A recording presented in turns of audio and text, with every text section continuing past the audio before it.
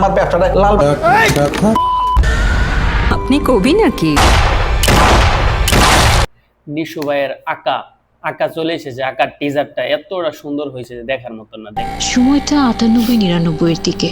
আকা একে একে অপরাধীদের খুন করছিল, কিন্তু হঠাৎ কি হলো জানি না, আকা হুট করে গায়েব হয়ে যায়। আমার নাম আবুল কালাম আজাদ। গায়েব হয়ে গেছে। আমার স্বপ্ন হচ্ছে আমি একজন রকস্টার হব। এই বয়সটা স্বপ্ন দেখার বয়স না।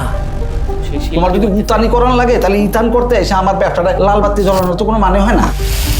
যদি কেড়ে নিতে বলে কবিতা কথা।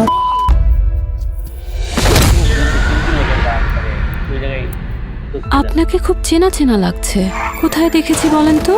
মানুষের দেহ মরে কিন্তু প্রেম মরে না। আপনি কবি নাকি? খুন করাও একটা শিল্প। মেরে ফেলার ক্ষমতা সৃষ্টি করার ক্ষমতার চাইতেও কোনো অংশে কম না। আরে তুই তো ওই বোধাই গায়কটা। আজকাল আমি মানুষ রূপী পশু দেখি কেন?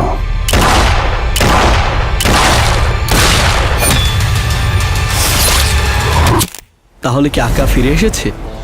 দেশের যে অবস্থা, কোনো কারণে যদি আঁকা ফিরে আসে মন্দ হয় না। You are dealing with the guy who wants popularity.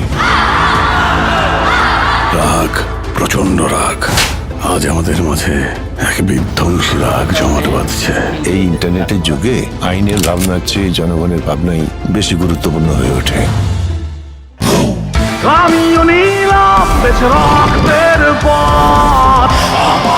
আমি হয়তো ভ্যাম্পায়ারে রূপান্তরিত হচ্ছি। এখন না, আমার জীবনে কোনো উপদেশ ভালো লাগে না। আমার বারবার মনে হয় যে আমার উপদেশ দেবে তার দমই আমি বন্ধ করে দেব। তোমাদের আর ভয় নেই, আমি এসে গিয়েছি তোমাদের মাঝে।